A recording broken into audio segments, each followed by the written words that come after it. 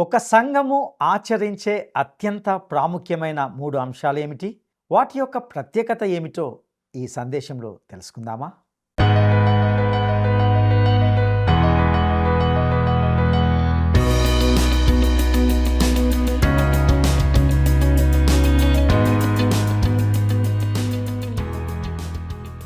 ప్రియమైన మిత్రులారా, word రిసౌండ్స్ today పరిచర్య ద్వారా ప్రేమధార కార్యక్రమానికి మీకు స్వాగతం. దేవుని మహాకృపతో మీరు ఆరోగ్యంగా ఆనందంగా ఉన్నారని మరియు మీరు ఈ కార్యక్రమాన్ని ఆస్వాదిస్తున్నారని, అదేవిధంగా బైబిల్లోని దేవుని వాక్యాన్ని నిరంతరం మరియు వివరణాత్మకంగా నేర్చుకుంటున్నారని విశ్వసిస్తున్నాం.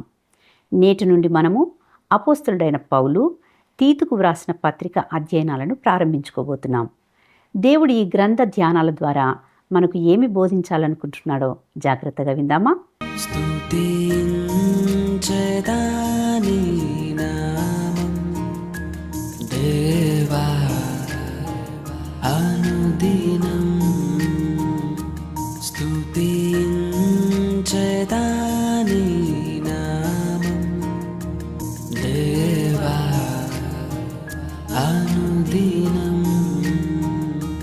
దయతో కాపాడినావు, కృపనే చూపించినావు. దయతో కాపాడినావు, కృపనే చూపించినావు. నేను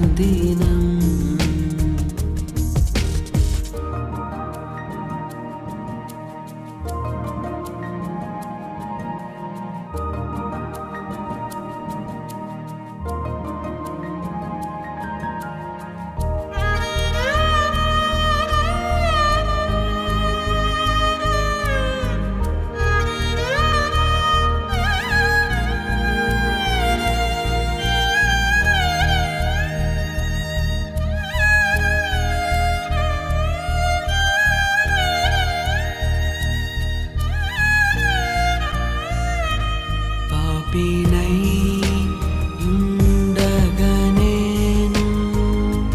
రక్షించి దరి చేర్చినావు. పాపినై ఉండగనేను రక్షించి దరి చేర్చినావు.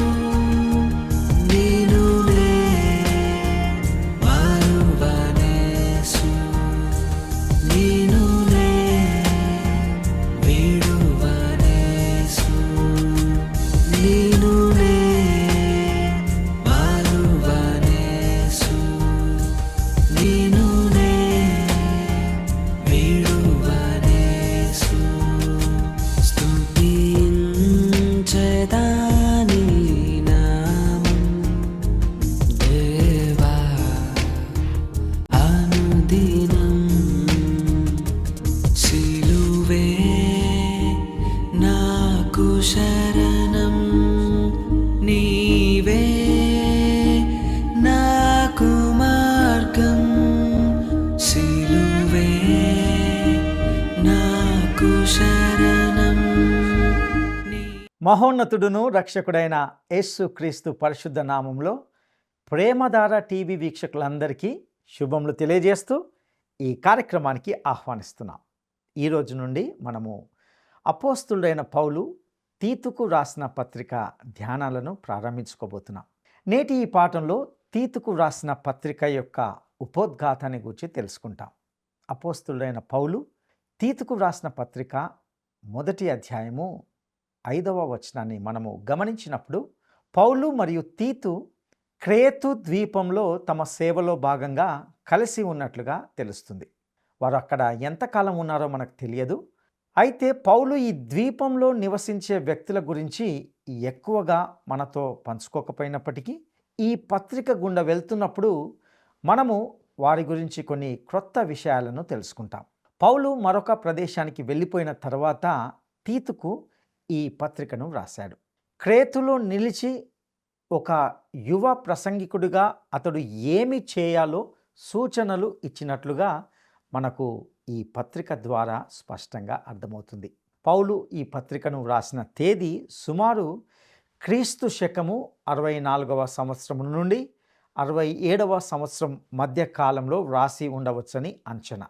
అపోస్తల కార్యముల గ్రంథంలో పౌలు మరియు తీతు యొక్క క్రేతు అనే ప్రాంతంలో జరిగిన పరిచర్యను గూర్చి ఎక్కువగా ప్రస్తావించబడకపోవడము ఆదిమ సంఘం యొక్క చరిత్ర అపోస్తులుల కార్య గ్రంథంలో సంపూర్ణంగా నమోదు చేయబడలేదనేది మనకు తెలుస్తుంది. వాస్తవానికి ఈ గ్రంథంలో చాలా తక్కువ చరిత్ర మనకు అందుబాటులో ఉంది. కేవలము 2 అపోస్తులుల పరిచర్యలను గురించి మాత్రమే ఇక్కడ నొక్కి చెప్పబడ్డాయి. గ్రంథం యొక్క మొదటి భాగంలో పేతురు మరియు 2వ భాగంలో పౌలు పరిచర్యలను మనం చూస్తాం.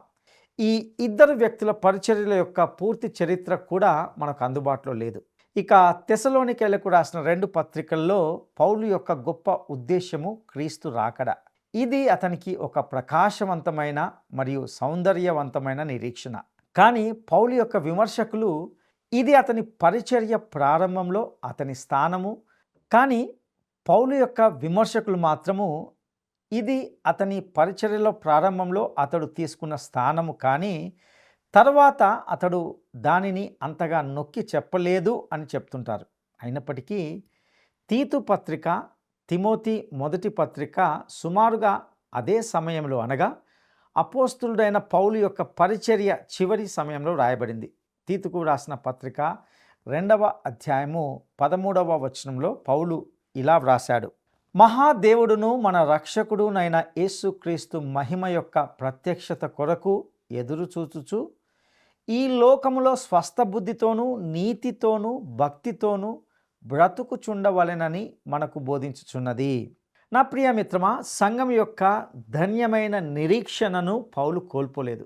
పేతురు రాసిన 2వ పత్రిక మొదటి అధ్యాయము 19వ వచనంలో చెప్పబడినట్లుగా, తెల్లవారి వేకువ చుక్క మీ హృదయములలో ఉదయించు వరకు అన్నట్లు అది ప్రకాశిస్తూ మరింత ప్రకాశవంతంగా మెరుస్తూనే ఉంటుంది అని నేను భావిస్తున్నాను. తిమోతి మరియు తీతు 2 కూడా యువ ప్రసంగికులు. వారిని ప్రభు వైపుకు నడిపించే అవకాశం పౌలుకు లభించింది. పౌలు వారిని 2 తన కుమారులని, తన నిజమైన కుమారులని పిలుస్తాడు. అంటే అతడు వారిద్దరిని క్రీస్తు యొక్క రక్షణ జ్ఞానం వైపు నడిపించాడు. పౌలు ఈ 2 సహోదరులకు పత్రికలు వ్రాశాడు. వాటిలో తిమోతికి 2 పత్రికలు మరియు తీతుకు 1 పత్రిక ఉన్నాయి. ఈ పత్రికలను కాపరి పత్రికలు అని పిలుస్తారు, ఎందుకంటే వాటిలో పౌలు స్థానిక సంఘం గురించి ఈ యువ ప్రసంగికులకు సూచనలు ఇస్తున్నాడు. ఈ పత్రికలు నేడు మనకు కూడా చాలా లాభదాయకంగా ఉంటున్నాయి. మన కొరకు స్థానిక సంఘానికి సంబంధించి ఇంకా ఇతర సూచనలు కూడా ఉన్నాయి. స్థానిక సంఘాన్ని ఎలా నడపాలో రాసిన ఈ పత్రికలతో మనము ఒక మొత్తం లైబ్రరీని నింపగలమని అనుకుంటున్నాను. లేఖనంలో మనకు ఈ 3 పత్రికలు మాత్రమే ఉన్నాయి మరియు అవి చాలా సంక్లిష్టమైనవి. అయినప్పటికీ అవి సంఘానికి అవసరమైన పని విధానంను మనకు ఇస్తాయి. అవి మనకు నొక్కి చెప్పేది ఏమిటంటే, ఒక సంఘంలో ఏదైనా లోపము లేదా అవసరత ఉంది అంటే అది సంస్థాగతమైనదో లేదా ఉపయోగించబడుతున్న విధానపరమైన సమస్య కాదు. ఒక సంఘంలో అవసరత ఉంది అంటే అది ఒక ఆధ్యాత్మిక అవసరత, అక్కర అయి ఉండాలి. స్పష్టంగా చెప్పాలంటే ఈ యువ ప్రసంగికులైన తిమోతి మరియు తీతు 2 గురించి మనకు చాలా తక్కువగా తెలుసు. అయితే తీతు శారీరకంగా మరియు ఆధ్యాత్మికంగా బలమైన వ్యక్తిగా కనిపిస్తాడు. ఎందుచేతనంటే తిమోతి కంటే తీతు శ్రేయస్సు గురించి పౌలు తక్కువగా చింతించాడు. తీతు బహుశా మరింత పరిణతి చెందినవాడిగా ఉండి పురుషత్వ స్వభావాన్ని కలిగి ఉండవచ్చు.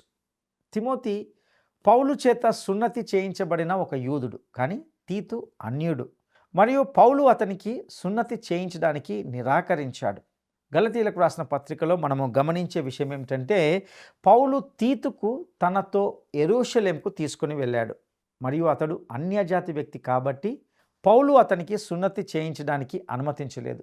గలతీలకు రాసిన పత్రిక 2వ అధ్యాయము 1-3 వచనాల్లో ఈ సందర్భాన్ని చూస్తాం. అటు పిమ్మట 14 సంవత్సరములైన తర్వాత నేను తీతును వెంటబెట్టుకొని బర్నబాతో కూడా యెరూషలేమునకు తిరిగి వెళ్ళితిని. దేవదర్శన ప్రకారమే వెళ్ళితిని, మరియు నా ప్రయాసము వ్యర్థమవునేమో లేక వ్యర్థమైపోయినదేమో అని నేను అన్యజనుల్లో ప్రకటించుచున్న సువార్తను వారికిని ప్రత్యేకముగా ఎన్నికైన వారికిని విశదపరిచితిని. అయినను నాతో కూడానున్న తీతు గ్రీసు దేశస్థుడైనను అతడు సున్నతి పొందుటకు బలవంత పెట్టబడలేదు. కానీ అతడు తిమోతిని తనతో తీసుకువెళ్ళినప్పుడు పౌలు అతనికి సున్నతి చేయించాడు. ఈ విషయాన్ని అపోస్తల కార్యగ్రంథము 16వ అధ్యాయము 1-3 వచనాలను చదివినప్పుడు ఈ సంఘటన మనకు జ్ఞాపకం చేయబడుతుంది. పౌలు దెర్బేకును లుస్త్రాకును వచ్చెను. అక్కడ తిమోతి అను ఒక శిష్యుడు ఉండెను. అతడు విశ్వసించిన ఒక యూదురాలి కుమారుడు. అతని తండ్రి గ్రీసు దేశస్థుడు. అతడు లుస్త్రాలోను ఈకోనియాలోను ఉన్న సహోదరుల వలన మంచి పేరు పొందినవాడు. అతడు తనతో కూడా బయలుదేరి రావాలనని కోరి, అతని తండ్రి గ్రీసు దేశస్థుడని ఆ ప్రదేశంలోని యూదులకందరికీ తెలియను గనుక వారిని బట్టి అతన్ని తీసుకొని సున్నతి చేయించెను. ప్రియులారా, పౌలు ఒక యువ ప్రసంగికుడికి సున్నతి చేయించాడు, మరియు మరొకరికి సున్నతి చేయించడానికి నిరాకరించాడు. మీరు దాని నుండి ఒక నియమాన్ని రూపొందించాల్సి వస్తే దాని కొరకు గలతీలకు రాసిన పత్రిక 6వ అధ్యాయము 15వ వచనాన్ని తీసుకొనవచ్చు. క్రొత్త సృష్టి పొందుటయే గాని సున్నతి పొందుట యందేమీ లేదు, పొందకపోవుట యందేమీ లేదు. కొరింథీయులకు రాసిన మొదటి పత్రిక 9వ అధ్యాయము 19వ వచనంలో, నేను అందరి విషయము స్వతంత్రుడనై ఉన్నను, ఎక్కువ మందిని సంపాదించుకొనుటకై అందరికీ నన్ను నేనే దాసునిగా చేసుకుంటుని. అన్ని విధాల మనుషులకు తాను అన్ని రకాల వాడనై వారిలో కొందరినైనా క్రీస్తు కొరకు గెలవాలని పౌలు చెప్పాడు.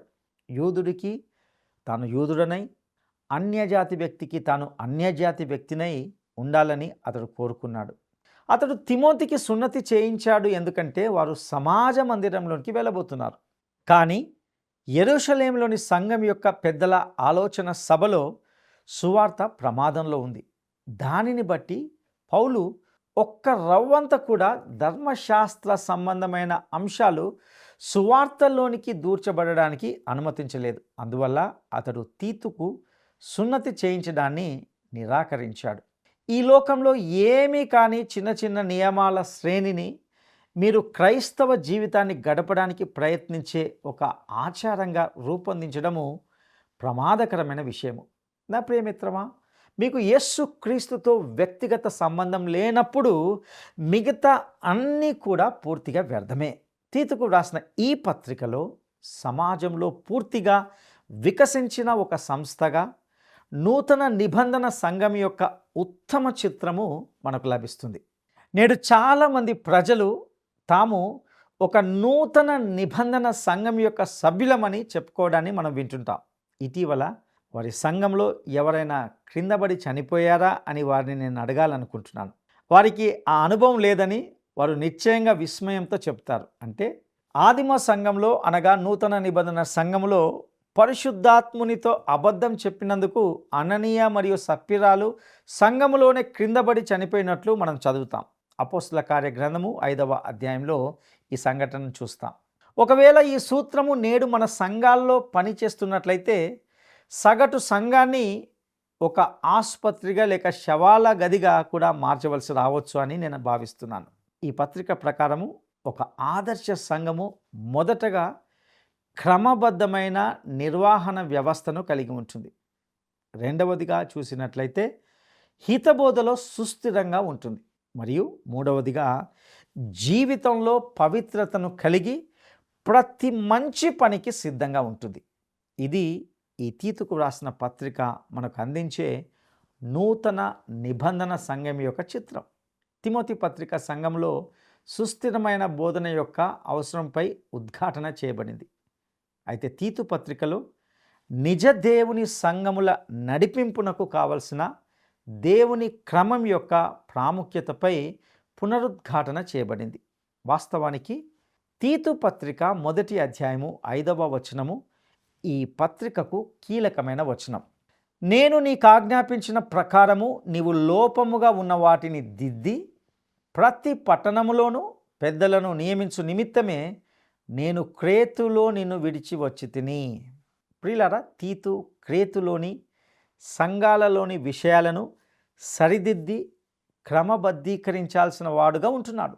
తీతు పత్రిక 1వ అధ్యాయము 5వ వచనంలో ఇది వరకు మనము చదివినట్లుగానే నేను నీకు ఆజ్ఞాపించిన ప్రకారము నీవు లోపముగా ఉన్న వాటిని దిద్ది ప్రతి పట్టణములోనూ పెద్దలను నియమించు నిమిత్తమే నేను క్రేతులో నిన్ను విడిచి వచ్చి తిని అను వాక్యం ద్వారా 1వ అధ్యాయంలో సంఘము ఒక క్రమబద్ధమైన నిర్వహణ వ్యవస్థగా ఉండాలని పౌలు చెబుతున్నట్లుగా గ్రహిస్తాం. 2వ అధ్యాయంలో సంఘము దేవుని వాక్యాన్ని బోధించడం మరియు ప్రకటించడం చేయాలని అతడు నొక్కి చెప్తున్నాడు. నీవు హిత బోధకు అనుకూలమైన సంగతులను బోధించుము. తీతు పత్రిక 2వ అధ్యాయము 1వ వచనము ఈ వాక్యాన్ని స్పష్టంగా తెలియజేస్తుంది. సంఘము విశ్వాసంలోని సిద్ధాంతపరంగా సుస్థిరంగా ఉండాలని అతడు చెబుతున్నాడు. ఆపై 3వ అధ్యాయము 1వ వచనం ద్వారా సంఘము మంచి పనులు చేయాలని మనం చూస్తాం. అధిపతులకును అధికారులకును లోబడి విధేయులుగా ఉండవలననియు, మరొక మాటలో చెప్పాలంటే సంఘము కృప ద్వారా రక్షింపబడింది, కృప ద్వారా జీవించాలి మరియు తన మంచి పనుల ద్వారా ప్రపంచానికి తన విశ్వాసాన్ని ప్రదర్శించాలి. ఈ 3 అంశాలను కూడా ఆచరిస్తున్న ఈ 3 గొప్ప విషయాలను నొక్కి చెప్తున్న ఒక సంఘాన్ని నేడు కనుగొనడం చాలా కష్టమని నేను చెప్తాను. కొందరు ఒకదాని విషయంలో నొక్కి చెప్తారు, మరొకరు మరొక దానిపై నొక్కి చెప్తారు. ప్రతి ఒక్క దానిని కొంచెం దగ్గరగా చూద్దాం. మొట్టమొదటగా సంఘము ఒక క్రమబద్ధమైన నిర్వహణ వ్యవస్థ అయి ఉండాలి.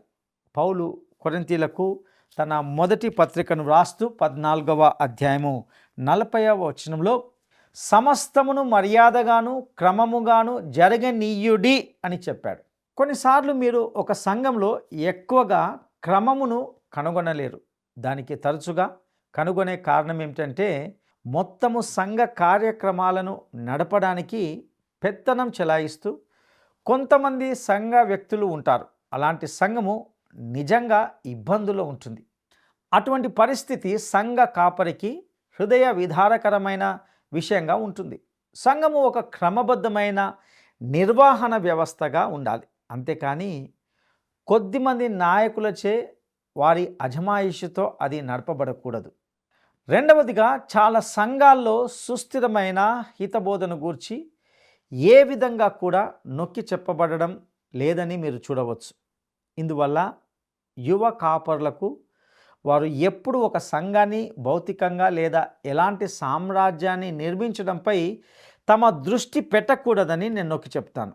వారు కేవలము దేవుని యొక్క వాక్యాన్ని బోధించి వారికి అందుబాటులో ఉంచమని నేను వారికి చెప్పగలను. ఒక సంస్థను లేదా సంఘాలను నిర్మించడం కంటే, అనగా చాలా పెద్ద పెద్ద భవనాలు నిర్మించడం కంటే పురుషులు మరియు స్త్రీల జీవితాలను నిర్మించాలి. ఒకవేళ వారు ఒక సంఘంలో భౌతికంగా నిర్మించినది ఏది అయినప్పటికీ వారు వెళ్ళిపోయిన తర్వాత అది ఇతరుల చేత పాడు చేయబడవచ్చు. ఇటువంటి సంఘటనలను మనము తరచుగా మన చుట్టూ జరగడాన్ని మనం చూస్తూనే ఉంటున్నాం. అందుకే వ్యక్తులుగా వారి జీవితాలను నిర్మించాలి. ఒకవేళ ఒక కాపరి అనగా పాస్టర్ పురుషులు మరియు స్త్రీల జీవితాలను నిర్మించడం లక్ష్యంగా చేసుకోలేనప్పుడు అది నిజంగా ఎంతో హృదయ విదారకరమైన విషయంగా ఉంటుంది. ఈ సత్యము సంఘములో నొక్కి చెప్పబడుతూనే ఉండాలి. ఇక చివరిగా ఒక సంఘము ప్రతి మంచి పనికి సిద్ధంగా ఉండాలి. కొన్నిసార్లు మనము మూల సిద్ధాంతాలను గూర్చి ఎక్కువగా నొక్కి చెప్తుంటాం. దానిని మనము అతిగా ఒత్తిడి చేస్తున్నామని నేను అనుకోను. కానీ సత్క్రియలను గురించి మనం తక్కువగా దృష్టి సారిస్తాం. ఒక సంఘము మంచి పనులను చేయడంలో ఎప్పుడూ నిమగ్నమై ఉండాలి. అనేక క్రైస్తవ సంఘాలు లేదా సంస్థలు తమ కార్యక్రమాలను కొనసాగించడానికి ఆర్థిక సహాయం పొందడంపైనే చాలా చింతిస్తాయి. అవి ఇతర ప్రజలకు సహాయం చేయడం కంటే ప్రజలు వారికి ఇవ్వడం వంటి విషయాల్లోనే మరీ ఎక్కువ ఆసక్తి కలిగి ఉంటాయి. ఈరోజు చాలామంది ప్రజలకు సహాయం కావాలి. కేవలము ఆత్మీయ సహాయం మాత్రమే కాదు, భౌతికపరమైన సహాయం కూడా కావాలి. మనము ప్రజల కోసము పనులు చేయాలి. వారి శారీరక అవసరతల్లో వారికి సహాయపడుతూ ఉండాలి. ప్రజలకు సహాయం చేసే పనిని చేపట్టే అనేక సంఘాలు ఉన్నాయని నేను చెప్పగలిగి సంతోషిస్తున్నాను. బయటికి వెళ్ళలేక ఇంట్లోనే ఉన్నవారిని దర్శించడానికి బయటికి వెళ్ళే వ్యక్తులు ఉన్న కొన్ని సంఘాలు ఉంటున్నాయి. వారు వెళ్ళి వారి కోసము ఏదైనా సహాయం చేయమని, ఏదైనా చిన్న పనుల్లో సహాయపడుతూ మరియు అనేక ఇతర ఉపయోగకరమైన పనులు చేస్తారు. అలా చేయడము ఒక మనోహరమైన విషయం. పేదలకు మరియు అవసరమైన వారికి మన ప్రభుత్వం కొంత సంరక్షణ అందించగలదు, కానీ అది అద్భుతమైన విషయమే. కానీ మనము కూడా దేవుని బిడ్డలుగా, సంఘముగా ఇలాంటి ఒంటరి వ్యక్తులకు, సంఘంలో ఉన్న వ్యక్తులకు సహాయపడవచ్చు. వారితో కూర్చొని మనం మాట్లాడవచ్చు. ఇది నేడు చాలా అవసరమైన సేవగా ఉంటున్నది. ఇది పౌలు తీతుకు రాసిన ఈ పత్రిక యొక్క సంక్షిప్త సారాంశం మాత్రమే. నేడు ఉదారవాదం అనగా లిబరలిజం మంచి పనులతో వ్యవహరించే 3వ అధ్యాయం పైనే దృష్టి సారించే ప్రయత్నం చేసింది. కానీ దానికి ముందు ఉన్న సంఘ క్రమము మరియు హితబోధ గురించిన 2 అధ్యాయాలను మర్చిపోయింది. ఒక స్థానిక సంఘము పౌలు రూపొందించిన ఈ 3 అంశాలను కలిగి ఉంటేనే తప్ప దానిని ఒక నూతన నిబంధన సంఘము అని పిలవడానికి ఎటువంటి హక్కును కలిగి ఉండదు. ఇప్పుడు తీతు పత్రిక యొక్క సారాంశాన్ని మనం చూద్దాం. తీతు పత్రికను సమగ్రంగా అర్థం చేసుకోవడానికి 3 ప్రధాన భాగాలుగా మనం విడదీయవచ్చు. తీతు పత్రిక మొదటి అధ్యాయంను మొదటి ప్రధాన భాగంగా మనం చూడవచ్చు. ఈ మొదటి అధ్యాయము సంఘము ఒక సంస్థగా లేదా క్రమబద్ధమైన నిర్వహణ వ్యవస్థగా ఉండాలి అని తెలియజేస్తుంది. ఈ మొదటి అధ్యాయంను మరలా కొన్ని ఉప విభాగాలుగా మనం చూసినట్లయితే అందులో మొదటి విభాగముగా మొదటి అధ్యాయము 4 నుండి వచనాల్లో పరిచయము లేదా పౌలు తీతుకు శుభములు తెలియజేసినట్లుగా చూస్తాం. రెండవ విభాగంలో మొదటి అధ్యాయము 5 నుండి 9 వచనాల్లో ఒక క్రమబద్ధమైన సంఘములో నిర్దిష్ట అవసరాలను పూర్తి చేసే అధికారం పొందిన పెద్దలు ఉండాలి అనే వివరాలను మనం చూస్తాం. అదేవిధంగా మూడవ విభాగంలో మొదటి అధ్యాయము 10 నుండి 16 వచనాల్లో క్రేతు వారు కలిగిన చెడ్డ పేరును గూర్చి మనం తెలుసుకుంటాం. ఇక రెండవ ప్రధాన భాగంలో సంఘము దేవుని వాక్యాన్ని బోధించడం మరియు ప్రకటించడం చేయాలి అను శీర్షికతో మనము రెండవ అధ్యాయాన్ని అధ్యయనం చేస్తాం. ఈ రెండవ అధ్యాయాన్ని 2 ముఖ్యమైన విభాగాలుగా విడదీయడంతో మనం ఇంకా లోతుగా ఈ అధ్యాయంను అర్థం చేసుకోవచ్చు. ఈ రెండవ అధ్యాయంలోని మొదటి 10 వచనాల్లో సంఘము హితబోధను బోధించాలి అనే విషయాన్ని పౌలు తీతుకు హెచ్చరిక చేయడాన్ని మనం చూస్తాం. రెండవ అధ్యాయము 11 నుండి 15 వచనాల్లో సంఘము దేవుని కృపను ప్రకటించాలి అను అంశాన్ని ప్రస్తావిస్తూ పౌలు ప్రత్యేకంగా ఈ భాగాన్ని కేటాయించడం మనము గమనించవచ్చు.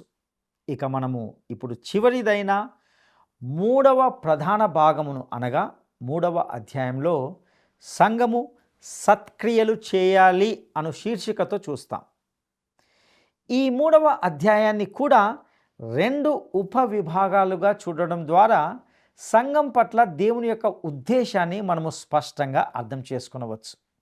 మొదటి విభాగంలో అనగా 3వ అధ్యాయంలోని మొదటి 7 వచనాలు సత్క్రియలు రక్షణకు సాక్ష్యం అను విషయాన్ని వెల్లడి చేస్తాయి. వీటిని మనం చేసే సత్క్రియలు అనడం కంటే రక్షణ జీవితంలో పరిశుద్ధాత్ముడు చేసే సత్క్రియలు అనడం సరైన అనువాదమని నా భావన. ఇక రెండవ ఉప విభాగంలో 8 నుండి 15 వచనాలు ఈ సత్క్రియలు వర్తమానంలో మరియు భవిష్యత్ కాలంలో లాభకరమైనవి అని తెలియజేస్తూ మరింత ఎక్కువ సత్క్రియలను చేయడానికి పౌలు తీతును ప్రోత్సహిస్తూ ఈ పత్రికను ముగించడాన్ని మనము గమనిస్తాం. ప్రియ సహోదరుడా సహోదరి, ఈ తీతుకు పత్రిక నిజంగా మనకు నేటి సంఘానికి సంబంధించిన ఎన్నో శ్రేష్టమైన సత్యాలను మనకు నేర్పించబోతున్నదనడంలో ఎటువంటి సందేహం లేదు. ఈ పత్రికను శ్రద్ధగా క్రమంగా ధ్యానించడానికి ప్రభు మనకు సహాయం చేయనుగాక. దైవాశీస్సులు ప్రార్థన చేసుకుందాం. మహాపరిశుద్ధుడా, నమ్మదైన దేవా, నీ దయగల పాదాలకు వందనాలు స్తుతులు చెల్లిస్తుంటున్నాం. ప్రభువా, ఈ రోజు నుండి కొన్ని రోజుల వరకు మేము అపోస్తలుడైన పౌలు తీతుకు వ్రాసిన పత్రికను ధ్యానించబోతుంటున్నాం. ప్రభువా, ఈరోజు తీతుకు రాసినటువంటి పత్రిక యొక్క ఉపోద్ఘాతాన్ని గురించి విన్నాం. ఎందుకు వ్రాయబడింది, అందులోని సత్యాలు ఏమిటో గ్రహించడానికి ప్రభువా మీరు ఇస్తున్న కృపకై నీకు వందనాలు. ప్రభువా, ఈ పత్రికను ధ్యానించబోతుండగా ప్రభువా ప్రతిరోజు ప్రతి గడియ మీరు మాతో స్పష్టంగా మాట్లాడవలసిందిగా పరిశుద్ధాత్మ దేవుడా మిమ్మల్ని ప్రార్థిస్తుంటున్నాం. ప్రభువా, ఈ పత్రిక ద్వారా మా ఎడల నీవు కలిగి ఉన్న ఉద్దేశాన్ని నెరవేర్చుకోవాల్సిందిగా ప్రార్థిస్తున్నాం. ఈ కార్యక్రమాలను వీక్షిస్తున్న ప్రతి ఒక్కరిని ఆశీర్వదించి దీవించండి. వారి ప్రతి అక్కరను తీర్చండి. మానసిక, శారీరక, ఆధ్యాత్మిక అక్కర్లను తీర్చవలసిందిగా ప్రార్థిస్తున్నాం. ప్రభువా, మాలో ఎవరైనా బలహీనులు ఉంటే వారిని ముట్టండి. వారికి నీ స్వస్థత దయచేయండి. నీకే సమస్త ఘనత, మహిమ, ప్రభావములు ఆరోపిస్తూ మా రక్షకుడును నమ్మదగిన యేసయ్య శ్రేష్టమైన నామంలో అడిగి స్తుతించి వేడుకుంటున్నాము తండ్రి. ఆమెన్. గత అనేక సంవత్సరాలుగా మీరు వివిధ మాధ్యమాల ద్వారా వింటున్న ప్రేమధార క్రమబద్ధమైన బైబిల్ అధ్యయనాలు ఫిబ్రవరి 2వ తేదీ నుండి పరికృత విధానములతో ప్రసారం కావడానికి సిద్ధంగా ఉన్నాయి. తప్పకుండా వినండి, వీక్షించండి.